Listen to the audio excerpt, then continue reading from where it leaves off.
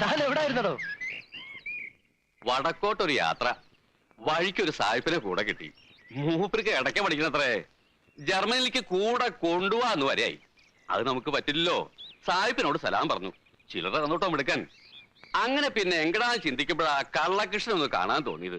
2 ദിവസം ഗുരുവായൂർ കിടന്നു. പിന്നെ സായിപ്പ് വന്നത് തീർന്നു കാണും അല്ലേ? അതല്ലേ തന്റെ അടുത്തേക്ക് പുറപ്പെട്ടെ. ആ തള്ള ഒരുത്തി ഒറ്റയ്ക്ക് കഴിയല്ലേ? അതിന്റെ വിവരം വല്ല അറിയാറുണ്ടോ? അസുഖമൊന്നുമില്ല, ഒന്ന് പോണം. വാര്യരോട് പറഞ്ഞ് ഞാനൊരു മണി ഓർഡർ അയച്ചിരുന്നു. കിട്ടിയിട്ടുണ്ടാവും. സ്വന്തം മോനായ എനിക്ക് വേണ്ടിയല്ല, തനിക്ക് വേണ്ടി അവർ പ്രാർത്ഥിക്കണേ. നന്ദിയുള്ള കൂട്ടത്തിലാ. ചെല്ലേ, കഥകളൊക്കെ വയറ്റി വല്ലം ചെന്നിട്ട് ആദ്യം വിസ്തരിച്ചൊരു കുളി, പിന്നെ നന്നായിട്ടൊരു ഊണ്. ഇരിപ്പില്ലേ, കാണാതിരിക്കില്ല. ഇടയ്ക്ക് പ്രാക്ടീസ് ചെയ്യണ്ടോ താൻ? എവിടെ? എന്നെ കാണുമ്പോ മേടിച്ച് 2 തട്ട് അത്രന്നെ ഉണ്ടാവുള്ളൂ. തുടക്കിട്ട് വെക്ക, ഒന്നും മുഴുമിപ്പിക്കില്ല. അതല്ലേ പ്രകൃതം. താൻ ഈ ചുറ്റലൊക്കെ മതിയാക്കി കുറച്ചു ദിവസം സ്വസ്ഥായിട്ട് വിട്ടിരുന്ന ഞാൻ പ്രാക്ടീസ് തുടങ്ങാം. എന്താ? ആഗ്രഹില്ല. തന്റെ കൂടെ കഴിയാന്ന് പറഞ്ഞാല് എനിക്കും പലതും പഠിക്കാനുള്ള അവസര. പക്ഷേ മനസ്സ് സമ്മതിക്കണ്ടേ? ഈ അലച്ചില് അത് നിർത്താൻ വയ്യടോ. ഒരു കണക്കിന് താൻ ഭാഗ്യവാനാ. തോളത്തൊരു മാറാപ്പും ഇരുപുറം തേഞ്ഞൊരിടക്കയും. അമ്പലങ്ങളിൽ നിന്ന് അമ്പലങ്ങളിലേക്ക്. കൂടില്ല, കൂട്ടില്ല, പരമസുഖം. താനൊന്ന് പെരുക്കണത് കേൾക്കാൻ കൊതിയായി പോകണം.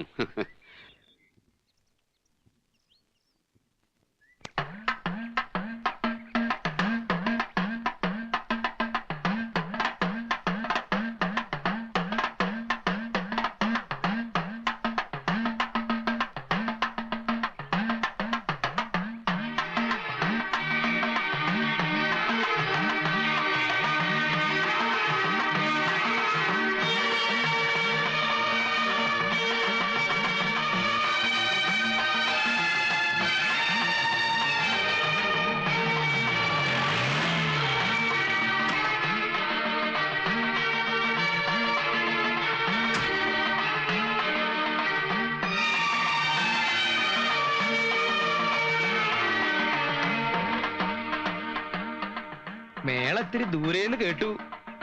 പെരിങ്ങോട് ശങ്കരമാരാരുടെ കൈവഴക്കം. അപ്പോ ജീവനോടെ ഉണ്ടല്ലേ? അത് ബോധ്യപ്പെടുത്താനാണല്ലോ ഈ യാത്ര. എന്തായി വാര്യ? ഇല്ല, വരില്ലാന്ന് ഭാനുമതിയാ പറഞ്ഞ്. ആ കുട്ടി ഇത്തിരി മനസ്സുറപ്പുള്ള കൂട്ടത്തിലാ. എന്താ ചെയ്യാ? നമ്മുടെ മാന്യത നമ്മൾ കാണിച്ചില്ലേ? നീ അത് ഓർത്ത് പ്രയാസപ്പെടണ്ട. പ്രയാസോ? ആർക്ക്? എന്തിന്? എന്റെ ആരാണ് അവര് പ്രയാസപ്പെടാൻ? സ്വന്തം അമ്മ ഈ പടി ഇറങ്ങിയിട്ട് വർഷം 3 ആവുന്നു. നീലാണ്ടൻ ഇളകിയോ? നീലാണ്ടൻ കുലുങ്ങണെങ്കിലേ ഇത്തിരി പ്രയാസപ്പെടും കേട്ടോ. മതി മതി, ഇനി അതുമ്മ പിടിച്ച് തൂങ്ങണ്ട.